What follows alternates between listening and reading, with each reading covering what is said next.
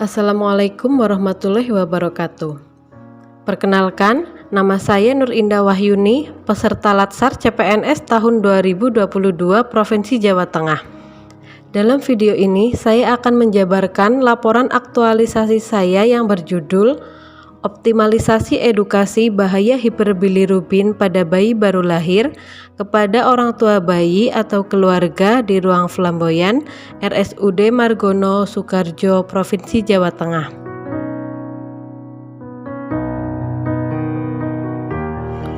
Visi RSUD Margono Soekarjo, prima dalam pelayanan subspesialistik dan pendidikan profesi.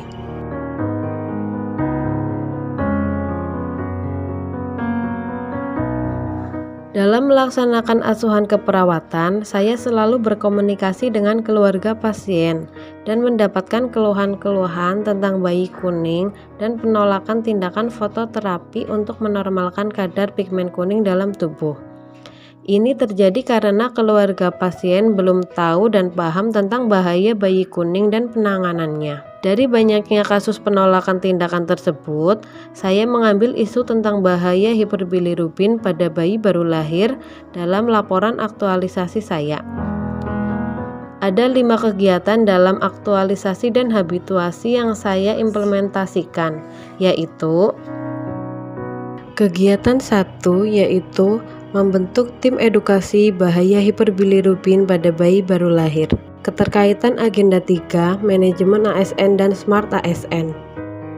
Tahapan kegiatan yang pertama, saya berkonsultasi dengan mentor terkait pembentukan tim edukasi. Saya menerapkan nilai berakhlak, berorientasi pelayanan, dan harmonis.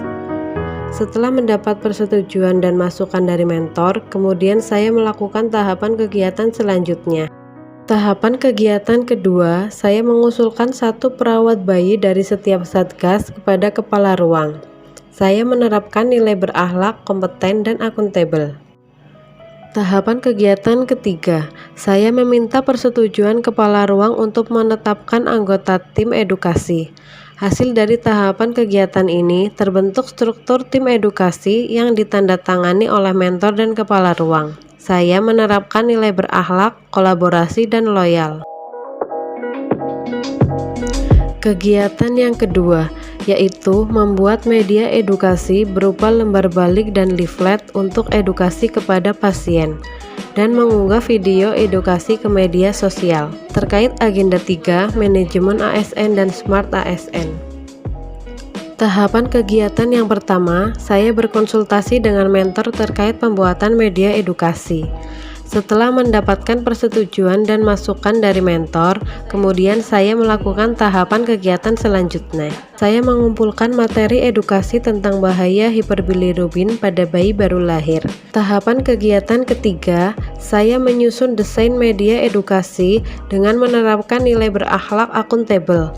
Setelah menyusun desain, saya melanjutkan tahapan kegiatan yang keempat, yaitu mencetak leaflet, lembar balik, dan mengunggah video edukasi di media sosial. Saya menerapkan nilai berakhlak kolaborasi.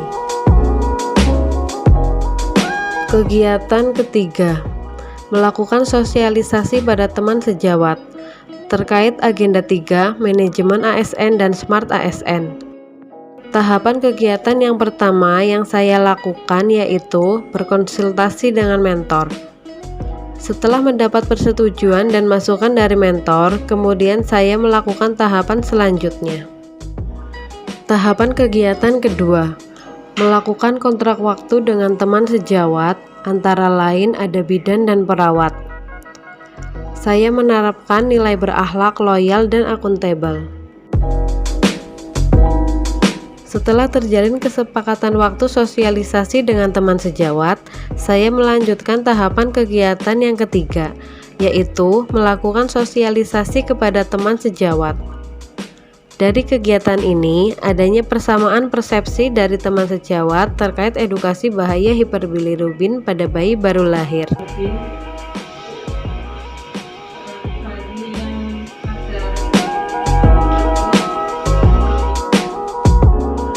Kegiatan keempat, melakukan edukasi pada orang tua bayi atau keluarga tentang bahaya hiperbilirubin pada bayi baru lahir. terkait agenda 3 manajemen ASN dan Smart ASN. Tahapan kegiatan yang pertama yang saya lakukan yaitu berkonsultasi dengan mentor. Setelah mendapat persetujuan dan masukan dari mentor, kemudian saya melakukan tahapan selanjutnya. Tahapan kegiatan kedua, melakukan kontrak waktu dengan orang tua bayi atau keluarga pasien.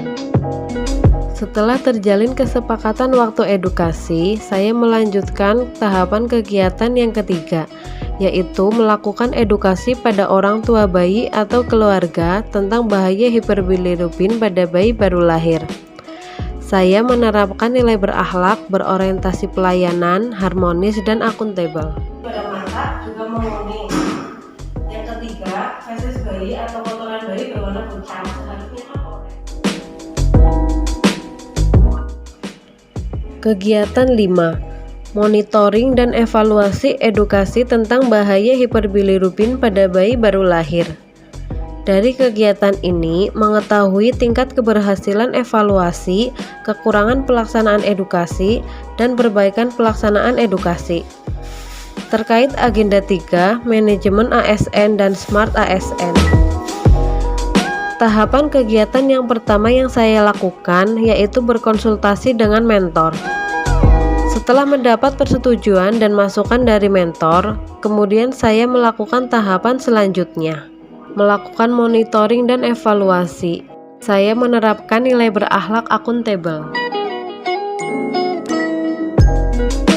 Tahapan kegiatan ketiga, membuat dokumentasi monitoring dan evaluasi. Tahapan kegiatan kelima, melaporkan hasil monitoring dan evaluasi pada mentor. Saya menerapkan nilai kolaboratif. Rencana aksi 1. Membentuk tim edukasi bahaya hiperbilirubin pada bayi baru lahir, menyesuaikan perubahan satuan tugas di ruang flamboyan. Rencana waktu pelaksanaan setiap 3 bulan. 2.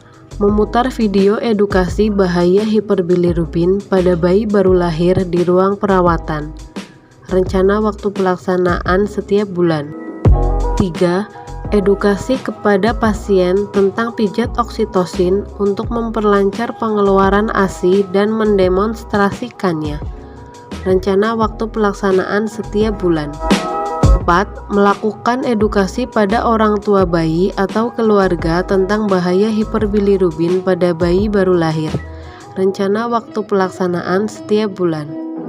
5. Monitoring dan evaluasi edukasi tentang bahaya hiperbilirubin pada bayi baru lahir. Rencana waktu pelaksanaan setiap bulan. Demikian pemaparan dari kegiatan aktualisasi dan habituasi yang telah dilaksanakan. Semoga dapat dilaksanakan secara berkesinambungan untuk menyelesaikan isu optimalisasi edukasi bahaya hiperbilirubin pada bayi baru lahir di ruang flamboyan RSUD Profesor Dr. Margono Soekardjo Provinsi Jawa Tengah. Saya menyadari masih banyak kekurangan baik dari rancangan maupun pelaksanaan aktualisasi dan habituasi. Untuk itu, saya mohon dukungan, bantuan, serta kritik yang membangun dari semua pihak, agar kegiatan aktualisasi dan habituasi ini dapat dilaksanakan lebih baik lagi di masa mendatang. Terima kasih atas perhatiannya. Wassalamualaikum warahmatullahi wabarakatuh. Selamat pagi, Assalamualaikum warahmatullahi wabarakatuh. Nur Indah Wahyuni menyampaikan optimalisasi edukasi bahaya hiperbilirubin pada bayi baru lahir di Rumah Sakit Margono Soekardjo. Ini hal yang sering terabaikan dalam hal ini. Kita sering menemukan bayi lahir dengan warnanya itu kuning, ya, kekuningan. Namun ketika perawat atau dokternya memberikan edukasi untuk treatment selanjutnya, keluarga itu sering menolak. Diskusi dengan orang keluarganya, ternyata keputusannya menolak. Padahal ini sangat berbahaya, dan jadi intinya itu sering kita temukan dan menjadi masalah, namun belum ada solusi yang tepat hingga Nur Indah menyampaikan mengangkat masalah ini dari beberapa masalah, dan ini yang paling up to date dan akan berguna bagi ruang flamboyan di kemudian hari. Dan dengan scoring yang sudah diajarkan selama latsar, memang ini yang paling tepat. Kemudian setelah Indah juga melakukan monitoring evaluasi tentang pre-tindakan, pre-intervensi dan sesudah intervensi. Ternyata hasilnya sangat signifikan dan mau mengikuti petunjuk dokter yang sudah ditetapkan. Indah ada hal yang bisa diperbaiki lebih baik lagi, misalnya bagaimana membuat media edukasinya itu lebih menarik lagi. Mungkin perlu latihan lebih lagi sehingga kreativitasnya bisa keluar dan suara aslinya bisa digunakan untuk hal yang seperti ini. Saya Canggi Martiana, perawat ruang flamboyan. Dengan adanya inovasi dari Mbak Indah berupa dibuatnya lembar balik bahaya hiperbilirubin pada bayi baru lahir, membantu kami para perawat untuk mengedukasi kepada pasien sehingga pasien lebih mudah memahami apa yang kami edukasi. Terima kasih. Saya Ibu Erna, pasien ruang flamboyan. Saya sudah mendapatkan informasi tentang perawatan bayi kuning sehingga saya dan keluarga bisa mengetahui bahaya dan cara menanganinya.